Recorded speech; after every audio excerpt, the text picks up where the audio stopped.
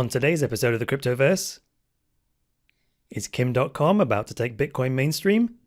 Let's find out.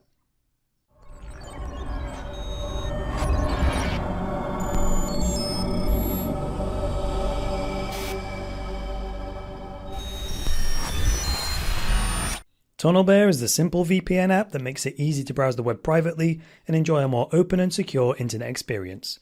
Try TunnelBear for free by checking out the link in the video description below. Hi there guys, and welcome to the latest episode of the Cryptoverse, your regular dose of news and commentary on Bitcoin, cryptocurrencies, and blockchains. I am your host, Chris Coney. So let's get into today's news. Today we turn to the Cointelegraph, Cointelegraph.com. This article is by Evander Smart. It was published on the 12th of October 2016, and it is entitled Kim.com. MegaUpload2 / BitCache will take Bitcoin mainstream. Or shouldn't that be May? Because it hasn't done it yet, so you can't say it like it's a certainty.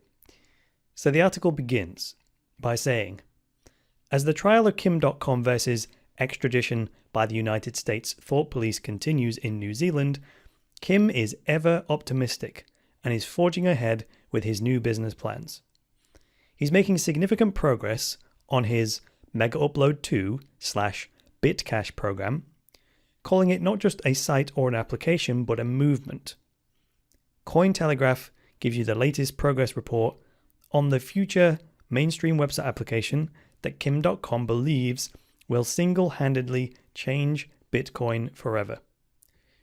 Now, if you want my take on that, yes. I think this has real potential to take Bitcoin mainstream, simply because this service is so useful.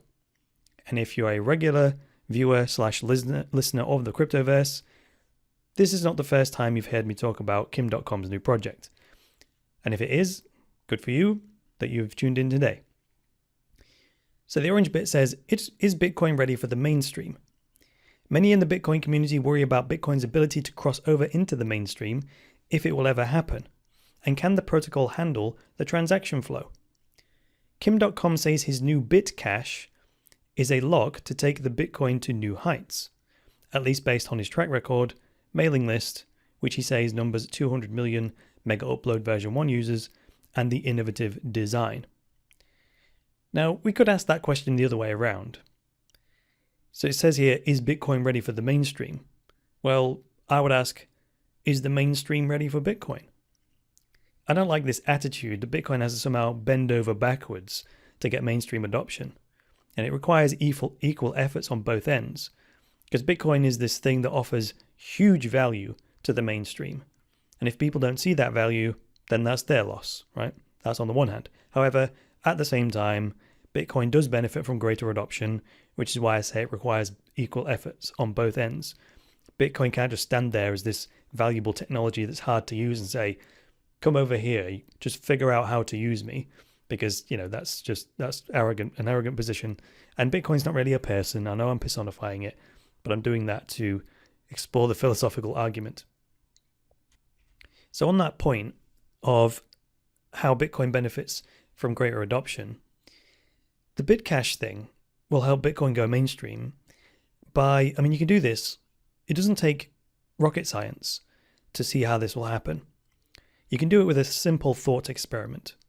So A, MegaUpload 1.0 was a thriving business that would still be going today if the US Department of Justice hadn't forcibly shut it down. B, MegaUpload 2.0 is going to serve the same market, but with an improved service.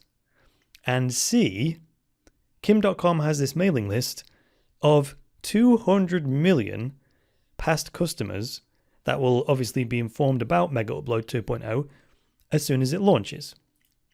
200 million.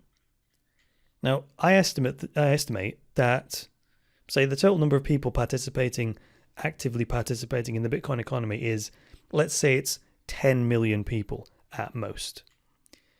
So if only 5% of Kim.com's previous customers signs up to this new service, MegaUpload 2.0 and BitCache, and therefore start using Bitcoin, it will double the number of active Bitcoin users overnight. So I'll let you figure out what that might do to Bitcoin's price. So now let me scroll down to this yellow bit that I've highlighted here. This bit says that Kim says that since the blockchain cannot handle the Bitcoin business his project will deliver, this is a necessity. And he's talking about doing transactions off-chain. The article says that millions of microtransactions will be handled off-chain at an average of a default transaction cost of 5 cents, something currently impossible with legacy merchant banking tools available to the average webmaster. So they are releasing specifics about how this new business will work reasonably slowly. I assume that's to protect the idea. But the way I understand it is that you'll deposit, say, $5 worth of Bitcoin into your MegaUpload account, right? Then each time you watch an episode of the Cryptoverse, which I can assure you will be one of the first pieces of content on there, then your account balance will go down by, say, 5 cents. So essentially you've paid 5 cents for that view. 1 cent of that will probably go to MegaUpload to pay for the service, and then the remaining 4 cents will go to me. Now don't quote me on those numbers, this is just how I see it working. The numbers could be different, but of course MegaUpload have to pay for the hardware and all that stuff and make a profit, and the vast majority of it will go to the original creator, right? Now the benefit to you as the viewer is that you'll be able to enjoy the Cryptoverse with no ads, because I won't need any ads by then, right? And this will all happen on MegaUpload servers, right? Until they settle everything on the Bitcoin network. So you'll actually deposit that $5 with MegaUpload, and then the ownership of that Bitcoin will change hands on MegaUpload servers. And then when you're ready to cash out, or if they settle it, then they'll push all that out to the Bitcoin network in one big batch, rather than settling every single microtransaction. So they might decide to do that once per day, for example, but that's how they'll get around flooding the Bitcoin network with all of those microtransactions, right? And that wouldn't make sense anyway, to do every single transaction on the Bitcoin network live, because the transaction fee for a Bitcoin transaction is likely to cost 5 cents.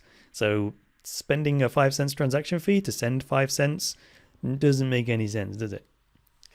So if I'm right about this, about how this works, then the obvious downside is that MegaUpload will be holding Bitcoin that belongs to users in a centralized place until they settle everything on the Bitcoin network at the end of the day, right? And like I said a minute ago, the Bitcoin that you deposit, that $5 worth of Bitcoin, when you view my Cryptoverse episode, 5 cents of that Bitcoin, the ownership of it gets transferred to me, but that's only within the MegaUpload system. The Bitcoin doesn't actually move anywhere. It's just control over that 5 cents moves from your account to my account. If, however, each user is only holding a maximum of $5 worth of Bitcoin in their account at any one time, this really isn't much of a problem, is it? Because the maximum you could lose if that centralized Bitcoin wallet got hacked is each user would lose a maximum of $5. So it's kind of not really a big problem. Granted, if there's 100 million users, all with $5 in their account, the hacker might get away with $500 million. However, each individual user would only lose $5. So let's move on. Back to the article. In the green here, I've highlighted this bit that says, some may dismiss Kim.com as a blowhard who is just hyping a new business venture. Well, of course he is. It's his new business venture. But his track record does give him credibility. His original MegaUpload was valued at $2.4 billion before the US government took down the site. Kim says he was doing detailed valuations at the time because he was 6 months away from going public through an IPO. So again, just to give you an idea about how much of a baller Kim.com is, MegaUpload 1.0 was valued at $2.4 billion before the US government forcibly shut it down. And Kim is still fighting that case, which if you look into that case, it'll give you a good example of government abusive, or rather a government abusing its power, put it that way. So moving on to the bit in the cyan here, the blue bit, it says on Tuesday, they begin allowing bank transfers to ease the process for those well-funded but unable to quickly or easily gain Bitcoin due to having no experience in the space. The pitch will take Bitcoin and bank transfers through to the 24th of October. So this is talking about the actual crowdfund for MegaUpload and BitCache, which is being run on the Bank to the Future platform. So originally they were saying, let's just take investments and contributions in Bitcoin, but then a whole bunch of investors with quite a lot of money to invest were like, well, I don't understand how to use Bitcoin. Please don't make me. So they was like, okay, fine. We'll open up bank transfers and then we'll turn it into Bitcoin on the back end. I personally think that was a wise move. It was a good idea to have Bitcoin only funding as the channel, but it's not wise to turn down large investors who don't yet understand Bitcoin. Being that stubborn could actually cost the project a lot of funding. So now there's a quote here from Kim.com. It comes from, there's actually a YouTube video that's embedded in this article, which I've already watched. It's an update on the actual pitch, the crowdfunding pitch. So you can watch that if you want, but this quote comes right out of that video. So it's Kim.com, and it says, quote, "It's about more than file sharing. It's about internet freedom. It's about technology providing us with our basic human rights that the laws aren't protecting anymore. We are using technology to make sure that users can interact privately, that their files are not intercepted and spied on, and it's happening with Bitcoin. I want Bitcoin to be the next big thing, way bigger than it already is. I want to do that for Bitcoiners. And if you help me help you, we'll have a win-win situation." Now this bit for me that I've highlighted in yellow within the purple bit is really a really powerful statement. It's the law that is meant to, or supposed to, protect our human rights, our basic human rights, and it has failed. So do we just roll over and allow ourselves to be dominated? No, of course not. We find another way. And increasingly that other way is new technology. So thanks for watching, guys. If you liked this video, like it. If you disliked it, dislike it. Leave me a comment in the comment section below and get subscribed.